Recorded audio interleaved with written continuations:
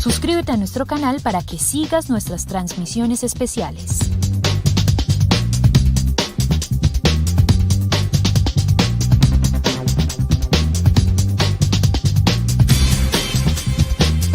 Las noticias contadas en el momento en el que ocurren.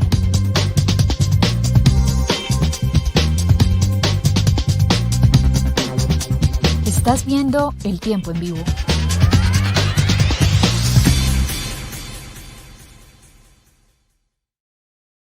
Bienvenidos al Consultorio Jurídico, donde cada semana tratamos temas legales de interés.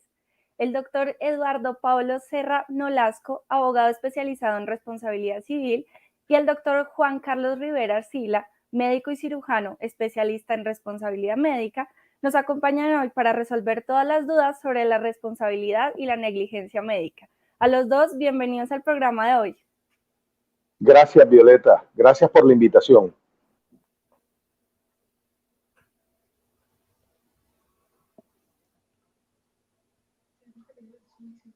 Doctor Juan Carlos, ¿nos está escuchando? Hola, ¿cómo están? Muchas gracias. Sí, te escucho bien, Violeta. Muchas gracias por la invitación. Gracias, doctor Eduardo. Les recordamos a todos nuestros espectadores que si quieren participar en este consultorio jurídico, lo pueden hacer a través de las redes sociales del Tiempo. Pueden dejar sus preguntas o comentarios en YouTube o en Facebook y estaremos resolviendo sus dudas en vivo. Para empezar la conversación, doctor Serra, en términos jurídicos, ¿qué es responsabilidad médica? Violeta, mira, la responsabilidad médica puede ser vista desde diferentes puntos de vista. El médico puede responder de manera ética, hay responsabilidad penal, pero una de las responsabilidades que más destaca dentro de la responsabilidad médica es la responsabilidad civil médica, porque las responsabilidades que te mencioné como la penal, como la ética, son responsabilidades de tipo sancionatorio.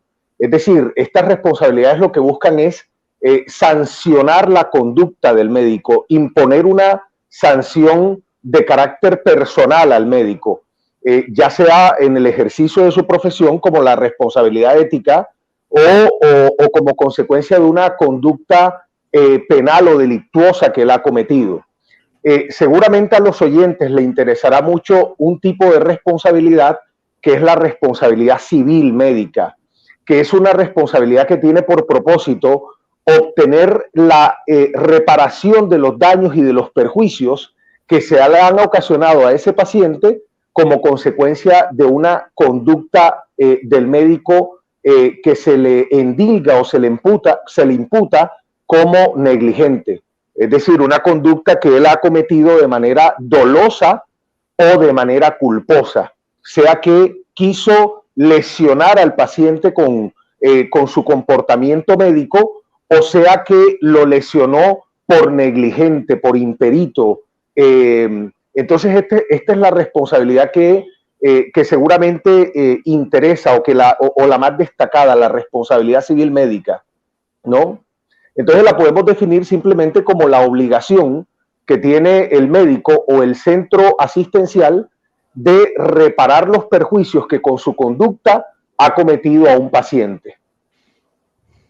Doctor Rivera, en términos médicos, ¿qué es responsabilidad médica?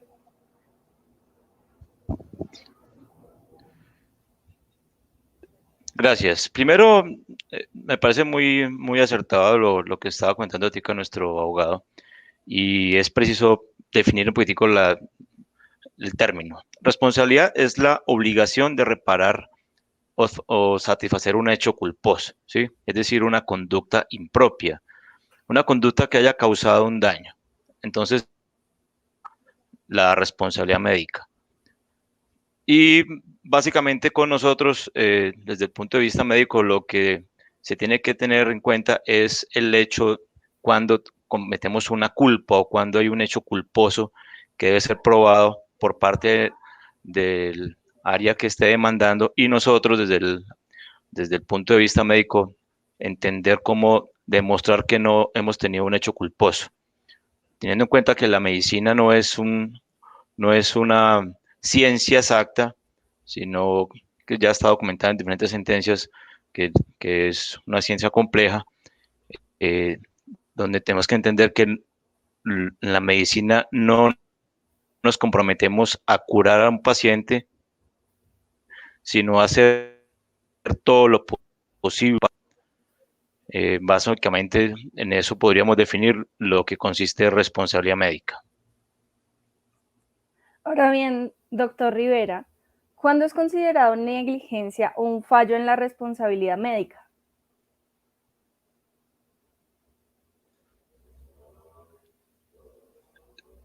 La negligencia se consolida, digamos que siempre que se habla de negligencia médica estamos hablando de muchos aspectos, ¿sí? Nosotros, para términos más académicos, digámoslo así, negligencia se consolida cuando es como una actitud profesional, mediante el cual el médico, ¿sí? O el profesional de salud no hace lo que debe hacer pudiéndolo hacer. Ese es como el término más claro para entender lo que es negligencia. Es una actitud profesional que sabiendo que tenemos que hacer alguna situación, no la hacemos pudiéndolo hacer. Que conociendo nuestros deberes y sabiendo cómo se debe realizar un acto médico y encontrando en la posibilidad de realizarlo, no lo hacemos. Entonces, básicamente, con ese concepto podremos determinar que toda situación que haga donde nosotros tuvimos la capacidad, si no lo hacemos, se puede considerar negligencia, ¿sí? En términos de negligencia se incluyen muchos aspectos desde el punto de vista técnico, digamos, cuando en el común de las personas involucran todos los aspectos.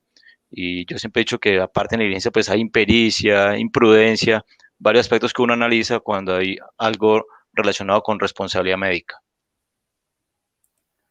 Doctor Serra, ¿cómo demandar o cómo se podría demandar a un centro médico por recibir negligencias? Violeta, mira, lo primero que hay que hacer por parte del paciente y o de los familiares del paciente es buscar la asesoría de un abogado, ¿no? ¿Por qué tienen que buscar la asesoría de un abogado? Porque en Colombia, para poder demandar judicialmente al médico, sea que se demande en la jurisdicción ordinaria, o sea, ante los jueces civiles, o sea que se demande ante la jurisdicción administrativa, es decir, que se esté demandando al Estado porque la conducta es imputable al Estado, ese tipo de demandas se tienen que interponer a través de apoderado judicial, a través de abogado. Entonces, lo primero que hay que hacer es buscar el asesoramiento de un abogado. Para este tipo de procesos, cuando se demanda al Estado, se exige además el agotamiento de un requisito prejudicial, que es el agotamiento de la conciliación prejudicial. Es un intento de conciliación que se adelanta ante los procuradores delegados ante esa jurisdicción, ante la jurisdicción de lo contencioso administrativo, y agotado ese requisito, si no hay conciliación, entonces el paciente, a través de apoderado, como dije, podrá interponer la demanda judicial para, en el proceso judicial, lograr obtener la reparación del perjuicio que el paciente está alegando.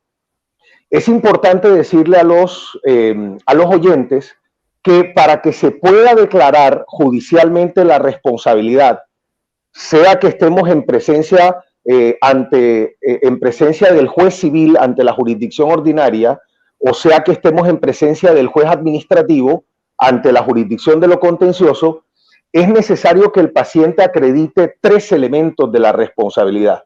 Esos 3 elementos son, en primer lugar, el daño, o sea, él tiene que probar judicialmente que se le ha ocasionado una lesión, se le ha ocasionado un estropicio, ¿no? Segundo, debe demostrar un comportamiento o una conducta médica, ¿no? Y esa conducta médica debe ser siempre demostrada de manera culposa. O sea, se tiene que demostrar que el juez ocasionó esa conducta o cometió esa conducta porque quiso hacerlo, que es lo que se entiende como dolo, o que la cometió por negligente, que la cometió por imperito, que la cometió por descuidado. Eso es lo que se entiende como una responsabilidad subjetiva. porque se analiza la conducta del médico, ¿no? La conducta culposa del médico tratante.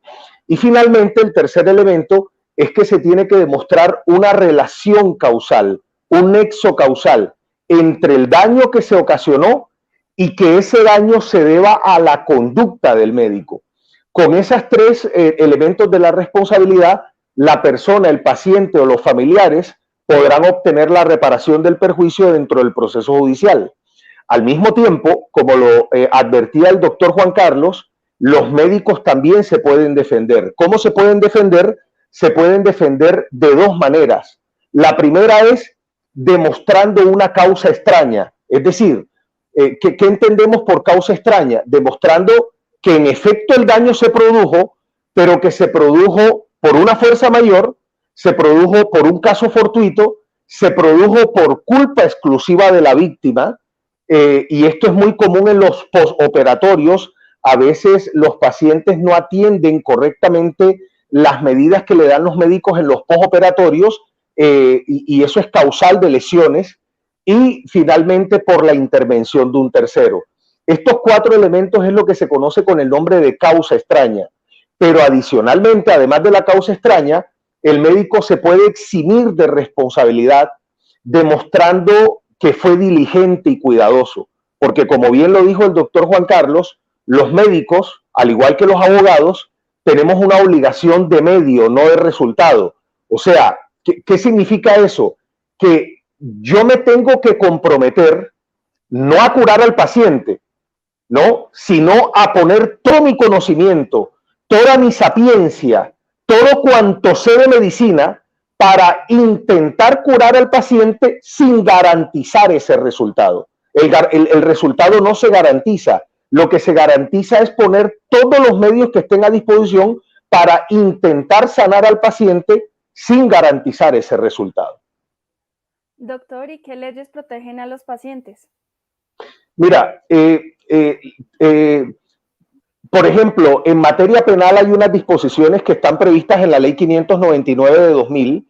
De igual manera, hay un código de ética médica que está contenido en la Ley 23 de 1981. Pero estas dos leyes, como dije, son leyes que tienen o se refieren a una responsabilidad sancionatoria para el médico, sancionándolo penalmente o sancionándolo en su ética médica. Pero esto que estamos hablando, que es responsabilidad civil patrimonial, ¿no? O sea, el tratar de obtener la reparación de perjuicios no tiene regulación legal en Colombia. En Colombia, al igual que Francia, nosotros somos imitadores de ese sistema francés. El desarrollo de la responsabilidad civil, y la responsabilidad médica no es la excepción, ha tenido un eminente desarrollo jurisprudencial. O sea, ha sido la jurisprudencia de las altas cortes, el Consejo de Estado, particularmente en su sección tercera, y la Corte Suprema de Justicia en la Sala de Casación Civil, las que han señalado las reglas, que son, como dije, son reglas jurisprudenciales, las reglas con base a las cuales se rige la responsabilidad civil patrimonial de los médicos. Muy bien. Doctor Rivera, nos pregunta Isabel Pozas Capera.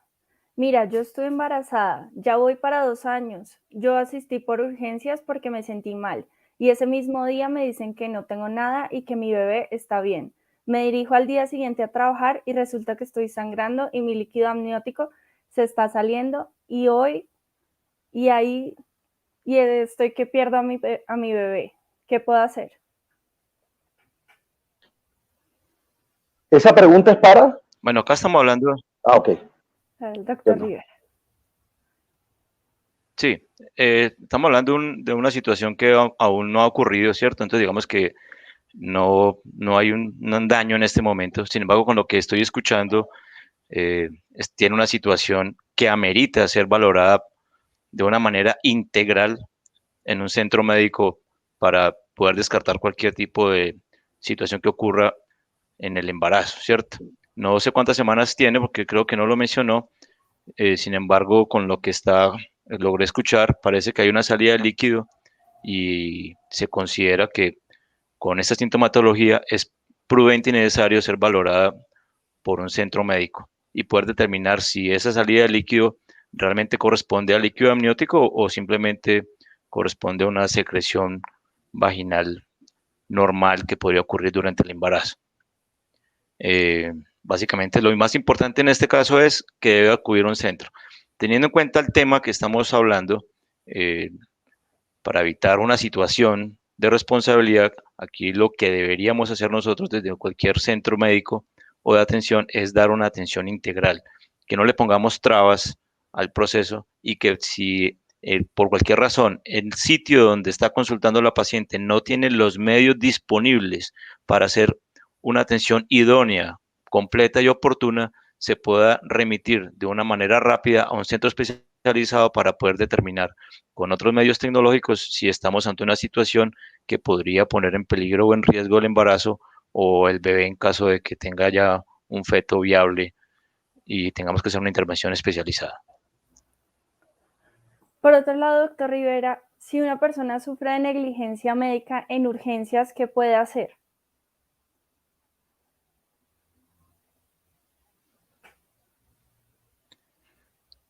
Indudablemente, es que la negligencia en cualquier punto de vista, independiente de donde esté, se debe demandar, entre comillas, siempre y cuando se haya consolidado, digamos, lo que hablaba ahorita el doctor Eduardo, que haya habido un daño, ¿sí? Un daño relacionado con su órgano, un daño psíquico, un daño moral, cualquier situación que implique que haya habido una pérdida de relación indiscutible, ¿sí? La atención de urgencias, de acuerdo a la norma de hace mucho tiempo, debe ser una atención integral, es decir, que no se le pueden colocar trabas ni documentales, ni de EPS, absolutamente ningún, ni de situación económica. La atención de urgencias debe ser una atención de urgencia integral en cualquier centro de salud. Después de que haya pasado la urgencia como tal, si ya no hay un compromiso de la vida, de órgano, etcétera, pues ya desde ese centro se podría remitir a su red especializada o a la red de servicios o de la entidad de planes de beneficios que tenga el paciente para poder continuar la atención. Lo importante es que la atención de urgencias nunca debe ser fraccionada, ¿sí? Se debe dar una atención integral, independiente del recurso económico, del sistema de aseguramiento que tenga el paciente, para que no incurramos en una situación de negligencia. Acordemos que negligencia es no hacer lo que podemos hacer, ¿sí? Para mí ese es el término más fácil de comprender para cualquier persona, ¿sí? Negligencia es no hacer lo que puedo hacer sabiéndolo hacer, ¿sí? Distinto a la impericia, que ya también lo explicó el doctor Eduardo, que es hacer cosas donde no estamos entrenados, ¿sí? Digamos que es una forma más sencilla de comprender el término y poder documentar un poquitín a los oyentes. Del mismo modo, doctor Serra, ¿qué puede ser una persona que sufrió negligencia, pero en una cirugía estética? Violeta, mira, cada caso debe analizarse de manera particular, independiente de dónde haya ocurrido, sea que ocurrió en urgencia, sea que ocurrió en UCI, pero cada caso se tiene que analizar de manera particular. Y mira que en tratándonos de este tema que tú nos estás señalando de las cirugías estéticas, la jurisprudencia ha sido del Consejo de Estado y de la Corte Suprema ha sido relativamente pacífica en señalar que cuando el médico tratante, el cirujano tratante, se compromete a un resultado con el paciente, la responsabilidad de él es una responsabilidad de tipo objetiva. ¿Por qué es de tipo objetiva? ¿O qué significa una responsabilidad de tipo objetiva? Que él se comprometió a un resultado. O sea, la obligación aquí deja de ser de medios, como lo es naturalmente en las obligaciones de los médicos, y se convierte en una obligación de resultado. Y esto se acostumbra mucho en los tratamientos estéticos, y es que los médicos, el médico tratante se compromete con su paciente a obtener un resultado. Por ejemplo, si se quiere hacer una cirugía en la nariz, por ejemplo, o si se quiere hacer una cirugía de liposucción de grasa, etcétera, generalmente en estos casos el médico se compromete al resultado. Y la jurisprudencia ha señalado que en estos casos el médico responde objetivamente. ¿Qué significa responder objetivamente? Significa que no es necesario demostrar en estos casos el comportamiento culposo. O sea, no hay que demostrar que el médico actuó o con dolo o con negligencia.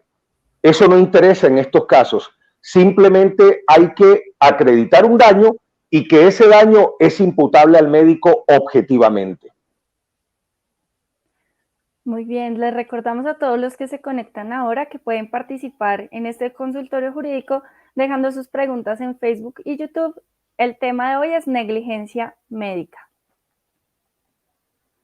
Doctores, nos pregunta Margarita Cubillos. Buenas tardes, llevo ya casi 2 meses incapacitada. Estoy con tratamiento con la EPS Sanitas, pero no veo mejoría. Tengo una lesión en un dedo de la mano izquierda y me está saliendo en los demás dedos. No veo mejoría. ¿Qué debo hacer?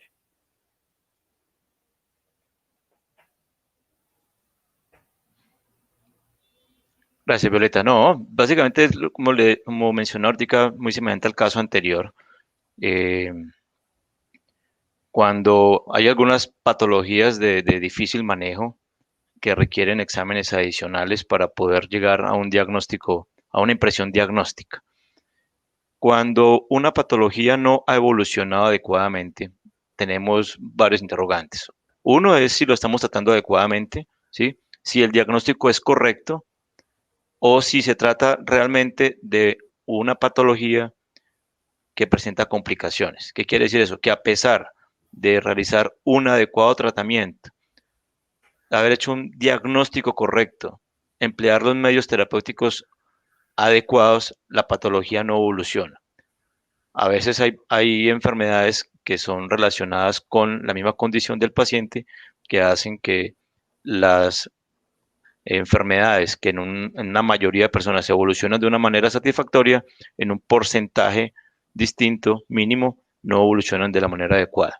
En el caso en particular, como no tenemos un diagnóstico, lo que nos están comentando acá, y podemos apreciar que lo que el usuario nos está contando es que lleva ya 2 meses en un proceso que no ha mejorado, habría que preguntarnos si el médico tratante ya la redireccionó a un especialista en el rama que tenga asociado el paciente o si es necesario emplear medios diagnósticos adicionales para poder corroborar un diagnóstico y de esta manera hacer un tratamiento efectivo.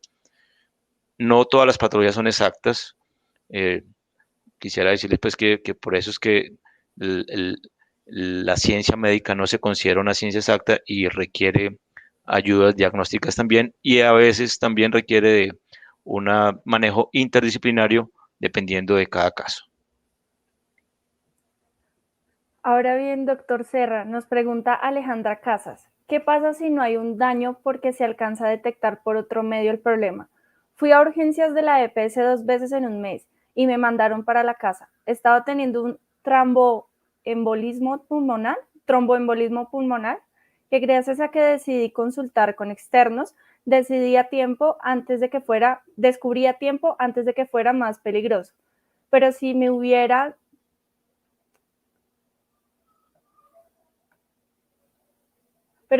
quedado con el diagnóstico de la EPS, podría haber muerto.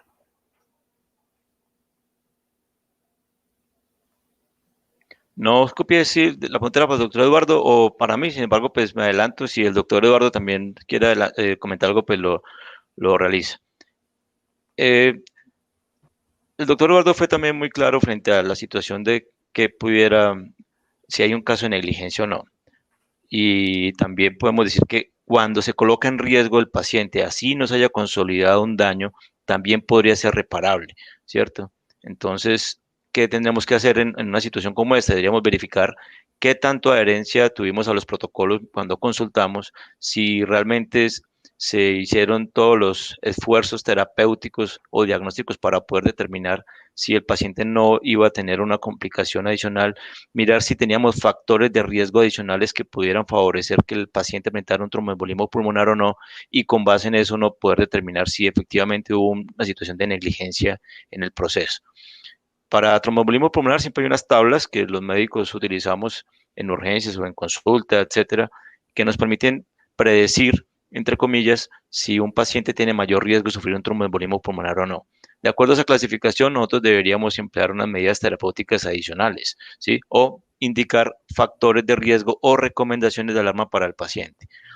Hay sucesos que indiscutiblemente no podemos predecirlos, sin embargo, considero que con una buena indicación es factible que podamos dar recomendaciones oportunas antes de producir un daño. En cuanto al tromboembolismo pulmonar, está claro que hay unas tablas que podemos predecir y de acuerdo a la patología que haya consultado al paciente, pues indiscutiblemente podemos mitigar el riesgo. Ahora, si no hubo daño, vuelvo y le digo, también es posible que haya alguna situación de responsabilidad médica por el riesgo al cual se expuso el paciente, siempre y cuando hayamos demostrado que no fuimos adherentes a los protocolos o guías o que tuvimos una actitud negligente frente a la solicitud de exámenes complementarios o una valoración adecuada. Violeta, yo quiero responder esta pregunta y precisamente refiriéndome a la última parte que nos señalaba el doctor Juan Carlos. Y es que yo quiero reiterarle a los oyentes que el daño es el elemento más importante de la responsabilidad civil. Si no hay daño, es imposible obtener reparación de perjuicios. Yo creo que si este paciente fue sometido a un riesgo por una imprudencia, por un comportamiento negligente del médico, pero finalmente el daño no se configuró, yo creo que este paciente puede intentar otras vías diferentes a la reparatoria, como pretender, por ejemplo, la sanción ética de ese médico, ¿no? O interponer algunas denuncias de tipo penal por lesiones personales o por intento de homicidio, qué sé yo, ¿no? Que son responsabilidades de tipo sancionatorio, como dije yo. Pero para obtener una reparación de un daño, lo que es necesario, lo que es indispensable dentro de la responsabilidad civil es que el daño se haya causado. Si no hay daño causado, si no hay lesión causada, ningún juez de la República va a ordenar reparación de perjuicios. Es más, y con esto termino esta partecita, la respuesta, el daño es el primer elemento a analizar dentro de la responsabilidad civil. Y una vez el juez verifique que no hay daño, simplemente él no continúa con el examen de la responsabilidad civil. Estudiar los otros elementos de la responsabilidad civil resulta inane, resulta fútil dentro del proceso judicial, porque simplemente al no haber daño, el resto de los elementos se caen por antonomasia, se caen por su propio peso. Entonces, es lo primero que hay que verificar, que efectivamente haya un daño. Yo quisiera complementar ahí también, para que, perdón, Violeta, y básicamente es eso, ¿sí? Porque a veces la pregunta que le hizo al doctor que a dónde desea acudir frente a una situación de negligencia es precisamente por eso, para acudir a las personas que tienen el conocimiento frente al tema. Pongo un contexto, si uno tiene una patología cardiovascular, pues acude donde el cardiólogo y no donde el neumólogo. Básicamente pasa lo mismo con ese tipo de situación, porque la idea es no desgastar las entidades del Estado también frente a procesos que quizás no van a tener un buen fin. El doctor fue muy claro, por lo menos en responsabilidad civil, ¿cierto? Una cosa es lo ético, que lo ético tiene otra vía, lo penal también, lo administrativo, pues que desde la parte médica uno puede responder desde muchas áreas, de lo ético, lo administrativo, lo civil, lo penal, ¿sí? Entonces, dependiendo de cada situación, pues es la ruta que uno debería tener. Desde el punto de vista civil y también penal, pues tiene que haber un daño. Si no existe, pues definitivamente es un desgaste en el proceso y debería más bien emplear otros mecanismos para poder tener, digamos, no una reparación, pero sí una respuesta frente a un proceso inadecuado que puso en riesgo la salud de un paciente o de un proceso como tal. Muy bien. Doctor Serra, nos preguntan, si la EPS aplaza por más de 2 meses una operación de cáncer a un adulto mayor, ¿cómo se debe intervenir? Mira, me gusta muchísimo esa pregunta porque nosotros debemos distinguir el daño ocasionado. En responsabilidad médica nosotros tenemos que distinguir el daño ocasionado por el acto médico, o sea, el acto propiamente ejecutado por el médico, que es lo que conocemos como negligencia médica, el acto médico. Y otra cosa es el acto hospitalario o el acto del centro asistencial. Son dos responsabilidades totalmente diferentes. Una responsabilidad que es ambas son responsabilidades patrimoniales, pero una cosa es perseguir al médico o intentar la reparación del daño, persiguiendo al médico, demandando al médico por el acto propiamente médico, y otra cosa es intentar la reparación del daño por un comportamiento negligente, culposo del aparato administrativo, o sea, ya no del acto médico, sino de la entidad administrativa, en este caso de la EPS. Si es así, o siendo así las cosas, es absolutamente viable demandar a la EPS, ¿no? Por ese comportamiento administrativo, porque es un comportamiento administrativo, es un comportamiento que se debe al funcionamiento administrativo de la entidad, de programar citas, programar cirugías, etcétera, y que como consecuencia de ese comportamiento culposo, negligente, se está ocasionando una lesión o un daño al paciente también. Lo que quiero decirle a los oyentes es que la lesión, en responsabilidad médica, la lesión, el daño, no solamente se produce por el acto médico, sino también por el aparato administrativo, sea el Estado, sea la EPS, encargada de fijar citas, programar cirugías, etcétera, y que como consecuencia de ello se le ocasiona daños al paciente. Para aclarar, doctor Rivera, ¿un mal diagnóstico es negligencia médica?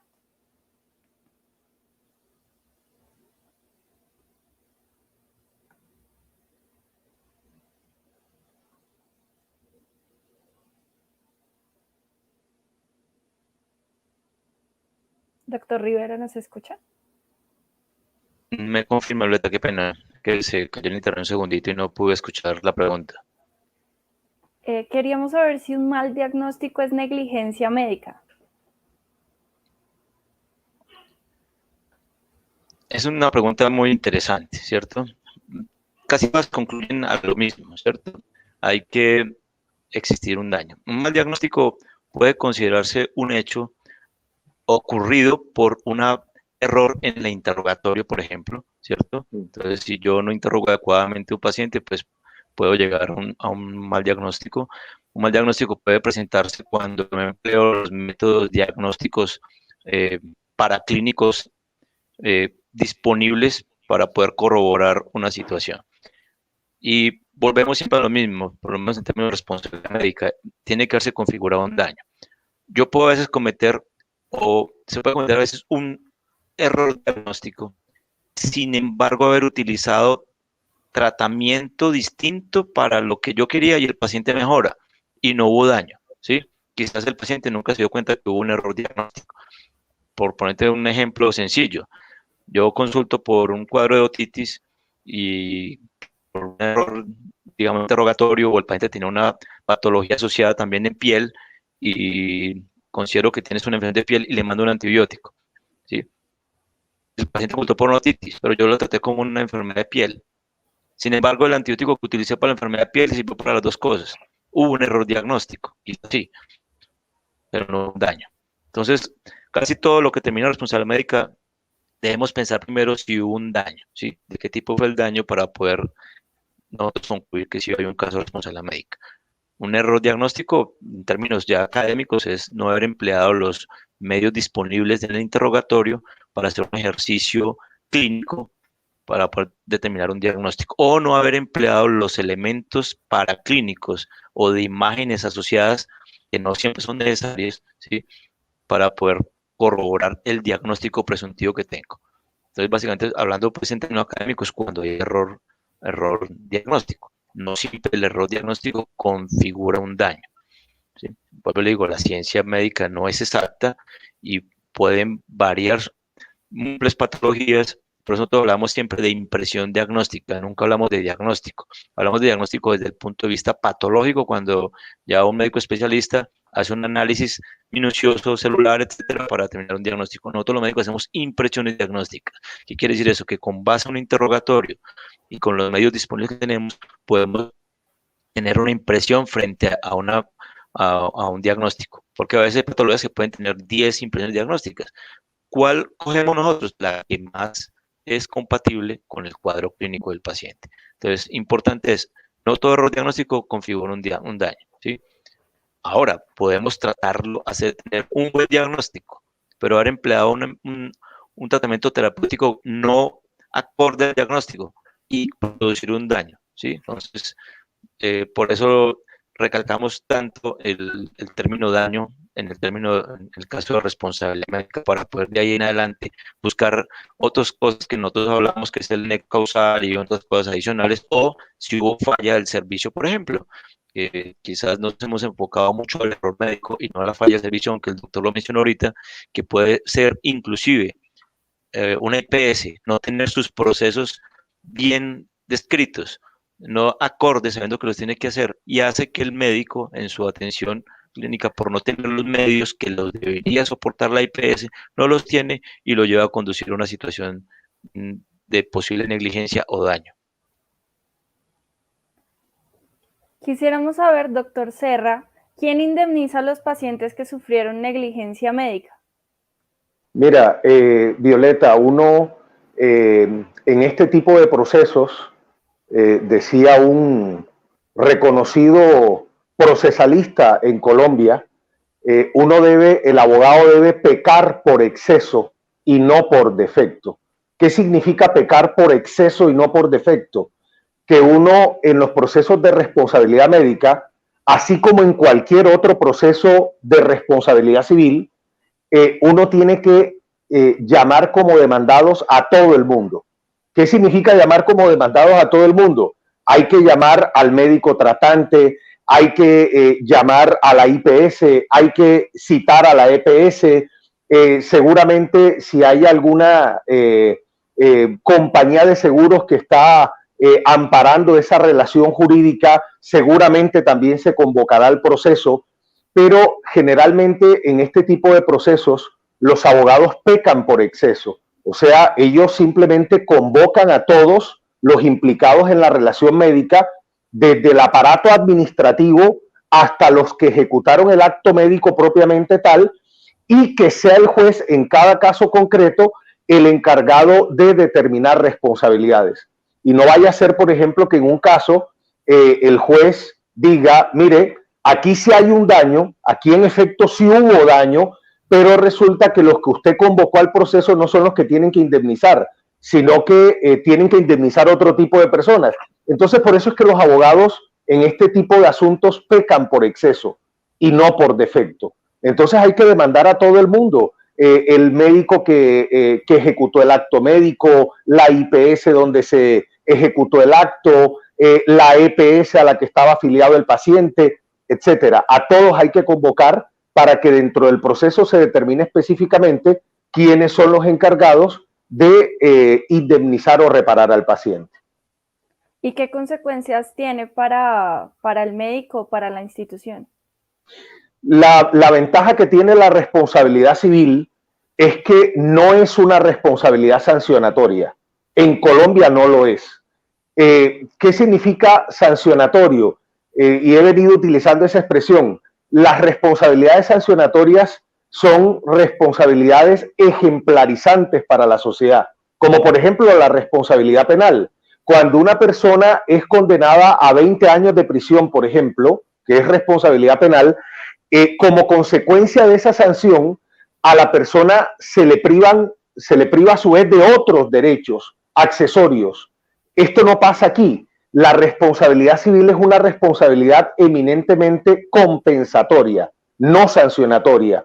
O sea, lo que se busca en la responsabilidad civil, Violeta y estimados oyentes, es indemnizar todo el daño causado, simplemente el daño causado y nada más que el daño causado. Reparado ese daño, simplemente se termina o culmina la relación jurídica obligacional entre las personas.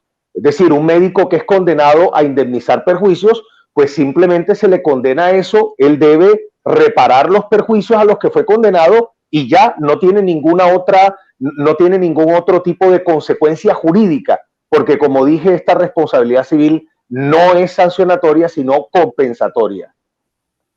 Doctor Serra, por el mismo lado, nos pregunta María Celis. Hace un mes falleció mi mamá. Fue negligencia médica. No la remitió a otro hospital de más nivel, la mandó para casa con medicamento ambulatorio. ¿Ahí qué sucede? Violeta, mira, la negligencia médica, ahorita cuando empezó la entrevista la definió el doctor Juan Carlos. Mira, la negligencia médica no es más que una conducta contraria a la lex artis. O sea, toda ciencia, todo conocimiento maneja unas reglas, maneja unos patrones de conducta. Ese conjunto de reglas, ese conjunto de patrones es lo que se conoce en esa ciencia específica como lex artis. Si ella asegura que hay negligencia médica, pues eso ella tendrá que demostrarlo en un proceso judicial. Afortunada o infortunadamente, quien decreta que hubo negligencia médica no es el paciente, sino es el juez. Porque así como ella, así como el paciente está en la capacidad de imputar unos cargos al médico, el médico está en todo su derecho constitucional y legal de defenderse. Entonces, así como ella puede asegurar que hubo negligencia médica por el fallecimiento de su mamita, pues también el médico y el centro asistencial donde fue tratada tienen todo el derecho constitucional de defenderse y de asegurar que no hubo negligencia médica. Y al final será el juez, a través de sentencia judicial, quien logre determinar si hubo o no responsabilidad civil. Pero lo importante es que, porque siempre que a una persona se le ocasiona un daño, generalmente uno acostumbra a decir, es que hubo negligencia médica. No, la ciencia médica es un arte, ¿no? Es un arte que requiere unos conocimientos específicos y conocimientos de los que adolecemos muchos, los que no somos médicos. Y tendrá que demostrarse en ese proceso judicial si efectivamente hubo o no hubo negligencia médica y si esa negligencia médica ocasionó o no un daño al paciente. Muy bien. Ahora bien, doctor Rivera, nos pregunta Juanita Val. Operación de prolapso rectal. Cortaron innecesariamente el esfínter. El daño está hecho. ¿Deben pagar por este error el doctor? Molio, cada caso es un hecho particular, ¿sí?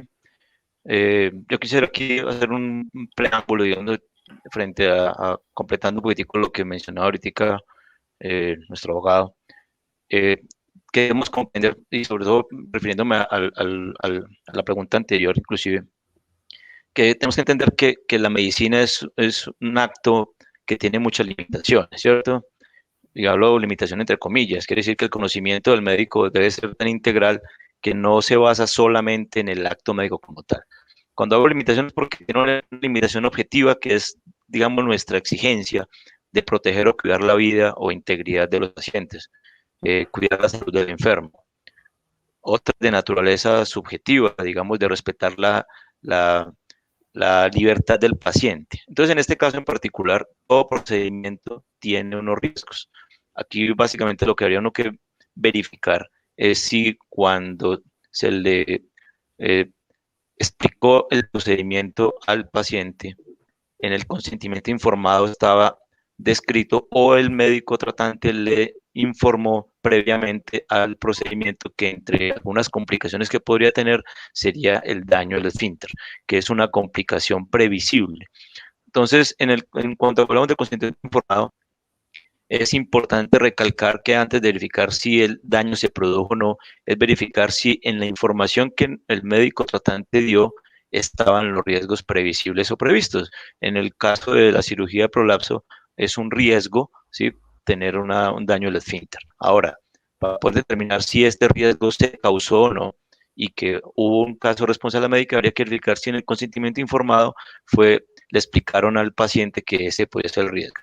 Si ese riesgo se le explicó, el paciente lo entendió y se produjo el daño, digamos, acá no hay ninguna situación de responsabilidad, porque el paciente, mediante consentimiento informado, aceptó que entre las complicaciones que podría tener era tener una lesión del esfínter.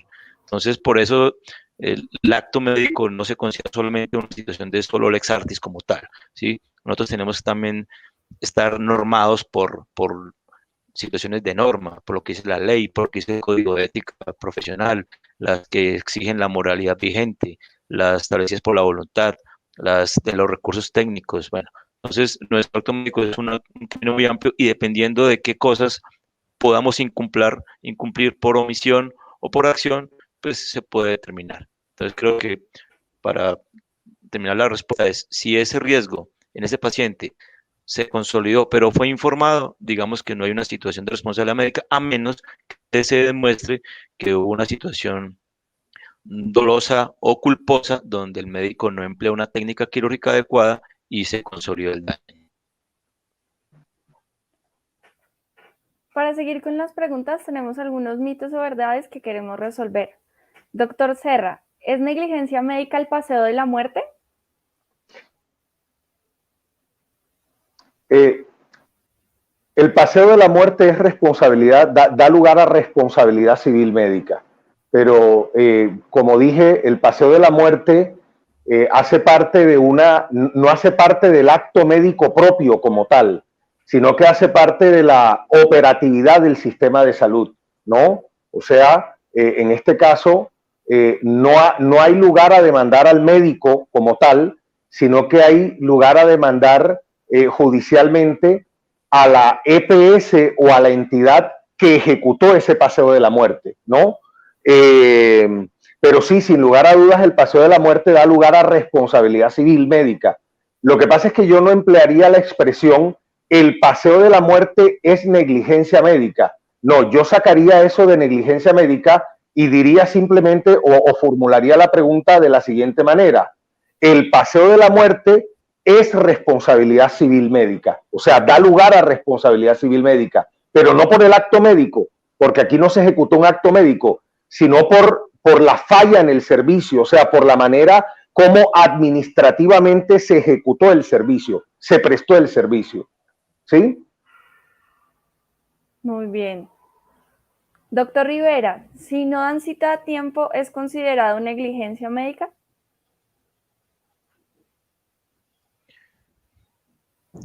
Casi todos terminan en la misma situación, ¿cierto? La oportunidad en los servicios depende de qué motivo de consulta. Indiscutiblemente, el hecho de que una cita sea oportuna o no, no debería ser término de discusión. Yo pienso que todos los pacientes deberían tener una oportunidad adecuada acorde a su necesidad, ¿sí? No podemos decir ahora que la oportunidad debe ser 24 horas para todas las cosas, ¿sí? Cada caso en particular requiere una situación especial. Lo que sí es claro es que la EPS, como función básica, debe organizar y garantizar directa o indirectamente la prestación del plan de beneficios o de salud que tenga el paciente, ¿sí? Debe establecer los procedimientos para controlar la atención integral y entre esa atención integral debe garantizar que la oportunidad de las citas esté acorde a la necesidad de los usuarios. Entonces, si es una situación que amerita un medicamento, por ejemplo, que es el que debe tener rápido el paciente, o la valoración por un médico especialista y que esa valoración va a hacer que el paciente se recupere más rápido, indiscutiblemente esa pérdida de oportunidad o la demora en la prestación del servicio se puede considerar como una falla del servicio y si hubo un daño, pues obviamente hay negligencia en este caso. Entonces, eso tiene que ver con oportunidad, ¿sí? Con la calidad del servicio. Y indiscutiblemente eso es una ruta que debe establecer desde la IPS con las IPS que contrata, de tal manera que la oportunidad de las citas nunca vaya a producir una lesión a un paciente o que esa lesión haya tenido la oportunidad para tener una recuperación mucho más rápida. Muy bien, doctor Serra. ¿Una omisión de exámenes médicos se considera negligencia? Sí, es decir, Violeta, cada caso se tiene que analizar en concreto, como lo he venido diciendo. Es decir, en esto no hay reglas absolutas o generales, sino que cada caso se analiza en particular. Es posible que una omisión de exámenes médicos pueda ser producto de una negligencia médica y que esa negligencia ocasione un daño. Pero como dije, cada caso se tiene que analizar en particular y se tiene que analizar judicialmente además. Pero es posible que sí, que una omisión de exámenes médicos sea considerada una negligencia y que esa omisión de exámenes haya causado un daño al paciente.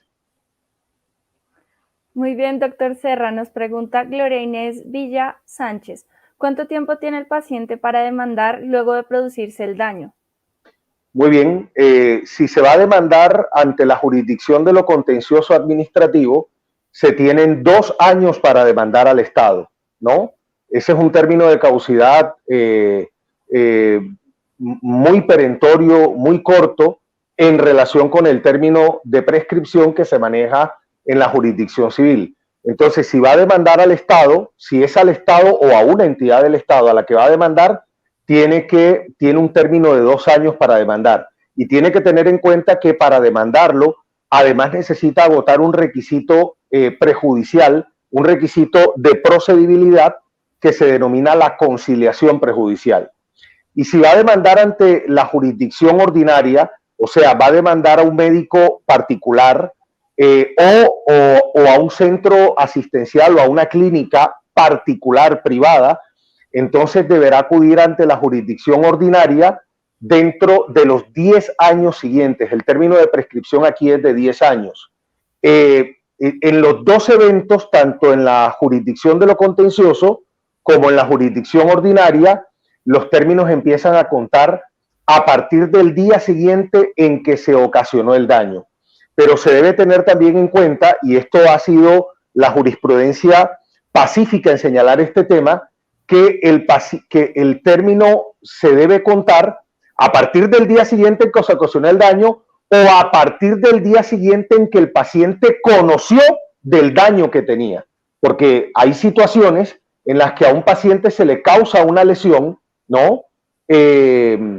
Por ejemplo, en términos odontológicos, por ejemplo, una endodoncia mal practicada, cuya lesión sale tiempo después, ¿no? Se manifiesta tiempo después, entonces el término de caducidad o de prescripción empieza a contar solo a partir del momento en que el paciente tuvo conocimiento de la lesión que le produjo ese acto médico. Muy bien, nos pregunta Marta Porras. A mi hija, cuando estuvo hospitalizada, las enfermeras le bloquearon el botón de llamado en la noche. No se dieron cuenta que ella estaba mal, sino hasta el día siguiente, al mediodía. No pudieron hacer nada y ella falleció. ¿Cómo se puede indemnizar a las familias que les ocurre esto? Mira, ese es un evidente caso, con el perdón del doctor Juan Carlos, ese es un evidente caso de responsabilidad médica, de responsabilidad civil hospitalaria. O sea, aquí no falló, esto es lo que he venido diciendo, aquí no falló el acto médico, aquí no fue el médico el que ejecutó un acto de manera negligente, de manera imperita, de manera descuidada, no. Aquí hubo un comportamiento hospitalario, o sea, un comportamiento administrativo del centro asistencial, del hospital, de la clínica, que fue causante del daño que se produjo al paciente. Este caso que está mencionando el oyente me recuerda muchísimo un caso que se trató en la jurisprudencia en Colombia de un paciente que se levantó a las 12 de la noche, 1 de la madrugada aproximadamente, se fue a dar una ducha, no lo estaban cuidando, se fue a dar una ducha, esto sucedió en Bogotá, abrió la llave del agua caliente y sufrió unas lesiones, sufrió unas quemaduras, y el centro hospitalario, en la clínica donde se encontraba este paciente, tuvo que indemnizarlo. Este es un típico caso en el que lo que falla no es el médico en la ejecución de su acto médico, sino que lo que falla es lo que hay es una responsabilidad hospitalaria. O sea, el daño se le imputa es al centro asistencial, al hospital, a la clínica, porque administrativamente han fallado. Doctor, es una última pregunta que se nos fue el tiempo. Nos pregunta Elvita C. Doctor, soy enfermera de Colombia, vivo en Suecia y hay doctores que me están dejando morir. También a otros de mi familia. Aquí nadie, ninguna autoridad nos está ayudando debido a la corrupción. Aquí tampoco hay abogados. ¿Qué puedo hacer? Perdón, no entendí. ¿Ella se encuentra en dónde? ¿En Suecia? En Suecia. Es enfermera, vive en Suecia y hay doctores que la están dejando morir. También hay otros de su familia que están pasando grave y ninguna autoridad les ayuda. ¿Qué podrían hacer? ¿Qué podría hacer como colombiana en Suecia? Violeta, mira, yo creo que, como lo dije ahorita, cada país en particular maneja sus propias reglas de responsabilidad civil. Me sorprende que en Suecia esté pasando esto porque es uno de los países que uno tiene como prototipo de bienestar para los asociados, para los ciudadanos. Yo creo que ella, lo que estoy diciendo, ella tiene que buscar la asesoría de un abogado allá en Suecia, ¿no?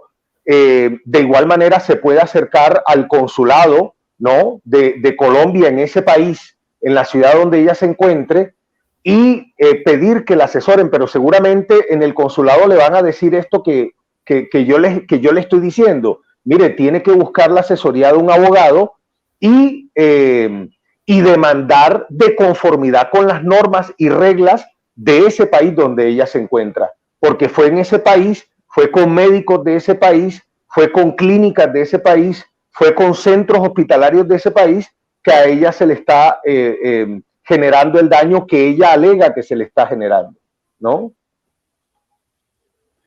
Muy bien, doctores, llegamos al final del programa. Muchas gracias a los dos por su importante asesoría. Violeta, a ti por la invitación que nos extendiste y siempre estoy a tu disposición para lo que requieras. Violeta, muchas gracias. Al doctor también, muchas gracias por el asesoramiento. A usted, doctor Juan Carlos. Muchas gracias. Si quieren, pueden comentar sus datos para que las personas puedan comunicarse con ustedes. ¿Listo? ¿Cómo son sus datos, doctor? ¿Los comentamos en el chat o los decimos aquí verbalmente? Aquí puede decirlo, sí, señor. Bueno, no, mi nombre es Eduardo Pablo Serra, soy profesor de la Universidad Libre de Colombia, especializado en responsabilidad civil, en derecho constitucional, ex magistrado auxiliar del Consejo de Estado y, bueno, mi teléfono es 301-320-9758.